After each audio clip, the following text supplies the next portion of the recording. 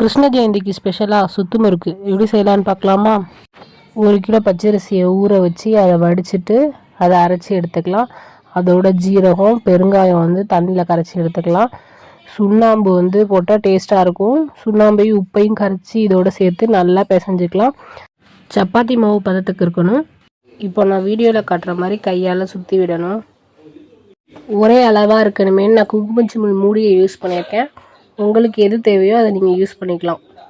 பிசைஞ்ச மாவுக்கு எல்லா முறுக்கையும் சுற்றி எடுத்தாச்சு. இப்போது தோசை திருப்பியில் 5 முறுக்கா ஒன்று மேலே ஒன்று அடுக்கி எடுத்துக்கலாம். இது அப்படியே சூடான எண்ணெயில் போட்டுடலாம்.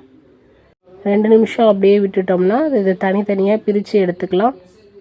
இப்போ முறுக்கு ரெடி ஆயிடுச்சு. கொஞ்சம் மெனக்கெட்ட வேலை தான், ஆனால் டேஸ்ட்டு வேறு லெவலில் இருக்கும். ட்ரை பண்ணி பாருங்கள். மசால் வடை தாயா, அருண் சுவை நாக்கில் உட்காந்து நடனம் ஆடுது.